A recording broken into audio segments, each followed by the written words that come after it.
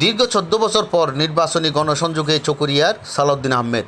চকরিয়া কোটাখালীর পীর সাহেবের কবর জিয়ারতের মধ্য দিয়ে আনুষ্ঠানিক নির্বাচনী প্রচারণা শুরু করেছেন বিএনপির জাতীয় স্থায়ী কমিটির সদস্য সালাউদ্দিন আহমেদ। তিনি আজ সকালে বিমানযোগে কক্সবাজারে আসেন। সকালে চকরিয়া কোটাখালীর ইউনিয়ন বিএনপির কার্যালয় উদ্বোধন শেষে কোটাখালী ইউনিয়নের হাজিপাড়া, স্কুলপাড়া, মুসলিম বাজার, উত্তর মেদাকচ্চপিয়া এলাকায় গণসংযোগ করেন। তিনি 5 দিনের সফরে এসেছেন বলে জানান। নির্বাচনী গণসংযোগ শেষ করে পেকুয়ার উদ্দেশ্যে রওনা হবে বলেও জানান তিনি। সেখানে গিয়ে এলাকায় বিএনপি নেতাকর্মীদের সাথে আলোচনা করবেন। সাথে ছিলেন বিএনপির জাতীয় স্থায়ী কমিটির সদস্য সালাউদ্দিন আহমেদের সহধর্মিণী হাসিনা আহমেদ।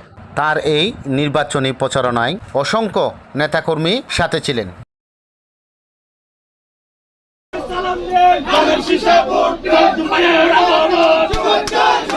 সরকার দোয়ালন নূর